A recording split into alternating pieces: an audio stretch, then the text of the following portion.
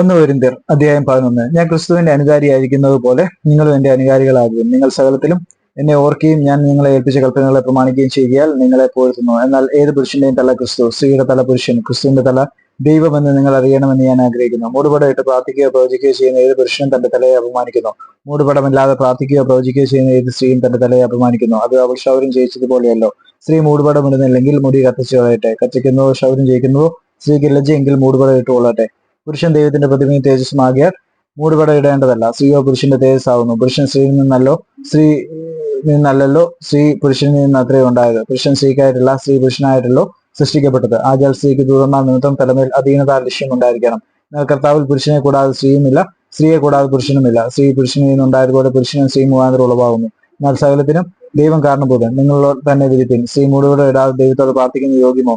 പുരുഷൻ മുടി നീട്ടിയാൽ അത് അവന് അപമാനമെന്നും സ്ത്രീ മുടി നീട്ടിയാലോ അത് മൂടുപടത്തിന് പകരം നൽകിയിരിക്കൊണ്ട് അവർക്ക് മാനമാവുന്നുവെന്നും പ്രകൃതി തന്നെ നിങ്ങളെ പഠിപ്പിക്കുന്നില്ലയോ? ഒരുത്തൻ തർക്കിക്കുവാൻ ഭാവിച്ചാൽ അങ്ങനെയുള്ള മര്യാദ ഞങ്ങൾക്കില്ല, ദൈവസഭകൾക്കുമില്ല എന്ന് ഓർക്കട്ടെ.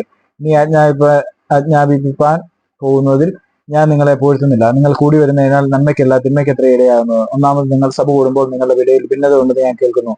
ഏതാനും വിശ്വസിക്കുകയും ചെയ്യുന്നു. നിങ്ങളെ കൊള്ളാവുന്നവർ വെളിവാകേണ്ടതിന് നിങ്ങളുടെ ഇടയിൽ ഭിന്നപക്ഷങ്ങളും ഉണ്ടാകേണ്ടത്. നിങ്ങൾ കൂടി വരുമ്പോൾ കർത്താവിന്റെ അത്താഴമല്ല കഴിക്കുന്നത്.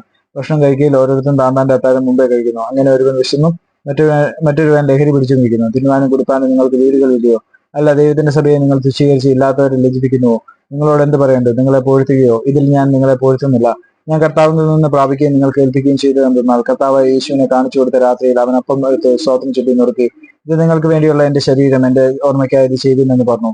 അവനും തന്നെ അത്താഴം കഴിഞ്ഞ ശേഷം അവൻ പാനപാത്രവും എടുത്തു. ഈ പാനപാത്രം എന്റെ രക്തത്തിൽ പുതിയ നിയമമാകുന്നു. ഇത് കുടിക്കുമ്പോഴൊക്കെയും എന്റെ ഓർമ്മയ്ക്കായി ചെയ്യുമെന്ന് പറഞ്ഞു. അങ്ങനെ നിങ്ങൾ ഈ അപ്പം തിന്നുകയും പാനപാത്രം കുടിക്കുകയും ചെയ്യുമ്പോഴൊക്കെയും കർത്താവ് വരുവോളം അവന്റെ മരണത്തെ പ്രസ്താവിക്കുന്നു.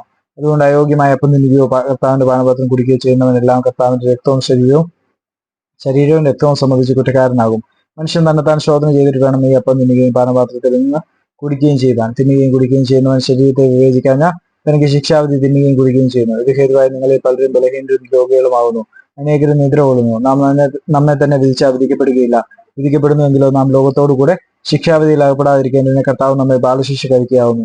ആകയാൽ സഹോദരന്മാരെ, നിങ്ങൾ ഭക്ഷണം കഴിപ്പാൻ കൂടുമ്പോൾ അന്യോന്യം കാത്തിരിപ്പിൻ. വല്ലവനെ വിശക്കുന്നെങ്കിൽ നിങ്ങൾ ഒരുമിച്ച് കൂടുന്നത് ന്യായവിധിക്ക് ഹേതുവാകാതിരിക്കേണ്ടതിന് അവൻ വീട്ടിൽ വെച്ച് ഭക്ഷണം കഴിക്കട്ടെ. ശേഷം കാര്യങ്ങളെ ഞാൻ വന്നിട്ട് ക്രമപ്പെടുത്തും.